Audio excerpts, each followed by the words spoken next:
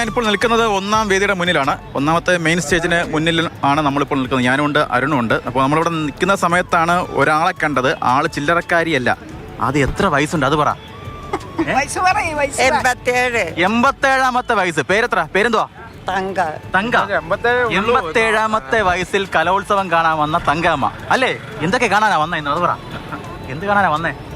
Dance. ഞാൻ അമ്പലം തൊഴാനാ വന്നേ. അത് കഴിഞ്ഞ് ഡാൻസ് കളി. അത് കഴിഞ്ഞ് ഇങ്ങനെയൊക്കെ നടക്കും. കലോത്സവം ഫുള്ളും കാണും, ഡാൻസ് ഒക്കെ കാണും. ഈ ചെറുപ്പത്തിൽ ഡാൻസ് ഒക്കെ ചെറുപ്പത്തിൽ ഡാൻസ് ഒക്കെ ഇഷ്ടമായിരുന്നോ? പാട്ട് ഇഷ്ടമല്ല? ഡാൻസാണ് ഇഷ്ടം. എനിക്ക് പാട്ട് ഇഷ്ടമാണ്. ടിവിയിലെ എല്ലാ പരിപാടിയും പാട്ടിന്റെ എല്ലാ പരിപാടികളും കാണും. അമ്മയുടെ പേരെന്തോ? സുമ. തങ്കമ്മയുടെ ഭർത്താവിന്റെ പെങ്ങള് ഞാൻ. നാത്തൂമാര് രണ്ടാളും. രണ്ട് നാത്തൂനും കൂടെ കലോത്സവത്തിലേക്ക് എത്തിയതാണ് അല്ലേ? ഈ വേറെ എന്തൊക്കെ പരിപാടി ഉണ്ടായിരുന്നു? മൊത്തം അമ്പലത്തിൽ പോയിട്ട് അത് കഴിഞ്ഞ് കലോത്സവം കാണുന്നു. വേറെ കലോത്സവം കണ്ടു കഴിഞ്ഞ് പോവും. ഭക്ഷണം ഉണ്ടെങ്കിൽ അത് കഴിക്കും. മഴയിടത്തിന്റെ സദ്യ കഴിക്കും. ഇത് സ്ഥലം എവിടെയാ? സ്ഥലം എന്റെ പാലക്കല്. ഞാൻ ചെയ്യാർത്താടുന്നു.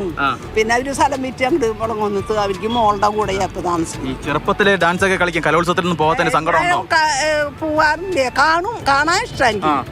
അല്ല, ചെറുപ്പത്തിൽ സ്കൂളിൽ പഠിക്കുന്ന സമയത്തൊക്കെ പരിപാടിയിൽ പങ്കെടുത്തിട്ടില്ലേ? ഞാൻ എടുത്തിട്ടില്ല.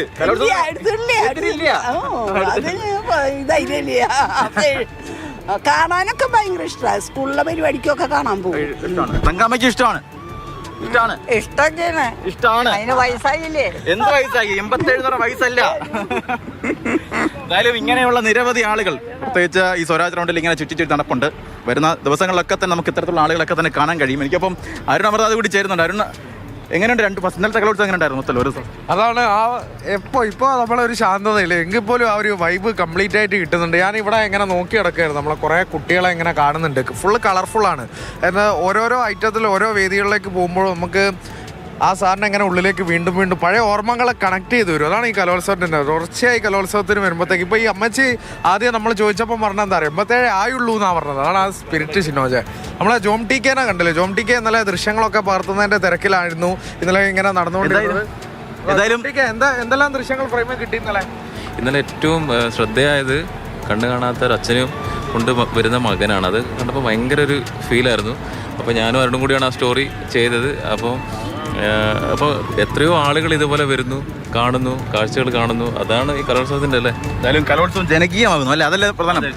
അതായത് പ്രത്യേകിച്ച് സ്വരാജ് റൗണ്ട് നമ്മളറിയാം, പൂരമൊക്കെ നടന്ന അതേ ഗ്രൗണ്ടിൽ തന്നെയാണ് ഇത്തരത്തിൽ ഈ 3 വേദി ഇവിടെ ക്രമീകരിച്ചിരിക്കുന്നത്. ഇവിടെ നിരവധിയായിട്ടുള്ള ആളുകൾ ഇവിടേക്ക് എത്തുന്നു എന്നാണ് ഏറ്റവും പ്രധാനപ്പെട്ട കാര്യം. എന്തായാലും ഇന്നും പലതരത്തിലുള്ള ജനകീയമായ ഇവൻറ്റുകളൊക്കെ, മത്സര ഇനങ്ങളൊക്കെ തന്നെ ഉണ്ട്. പ്രത്യേകിച്ച് മിമിക്രി ഉണ്ട്, നാടകം, ഹൈസ്കൂൾ വിഭാഗ നാടകമൊക്കെ തന്നെ ഇന്നാണ് ക്രമീകരിച്ചിരിക്കുന്നത്. അങ്ങനെ വിവിധങ്ങളായ മത്സര ഇനങ്ങൾ, പ്രത്യേകിച്ച് ജനകീയമായ തരത്തിലുള്ള പലതരത്തിലുള്ള മത്സര ഇനങ്ങളൊക്കെ തന്നെ ഉണ്ട്. നമുക്കിപ്പം കുറച്ച് ആളുകൾ കൂടി അവിടെ ചേരുന്നുണ്ട്. എവിടുന്നാ നിങ്ങളൊക്കെ? എവിടുന്നാ? കോഴിക്കോട്. എന്ത് മത്സരത്തിനാ വന്നേ? ഞങ്ങള് ഗ്രൂപ്പ് കഴിഞ്ഞു. റിസൾട്ടൊക്കെ അറിഞ്ഞോ? അപ്പൊ ഇവരുടെ രാവിലെ കാപ്പി നിങ്ങളുടെ ആളിങ്ങനെ വന്ന് നിൽക്കുമ്പോഴത്തേക്ക് പെട്ടെന്ന് പ്രേക്ഷകർക്ക് എന്താ ഇന്ന് വിശേഷം പറയാനുള്ളത്? രാവിലെ നോബി സാറാണ് കമ്പോസ് ചെയ്തത്. എഴുതിയത് പീതാംബരൻ സാറുമാണ്. സ്ഥലം കോഴിക്കോട്. എങ്ങനെ ഉണ്ടായിരുന്നു? പാട്ടപ്പായാലോ മൊത്തത്തിൽ? പെട്ടെന്നല്ലേ?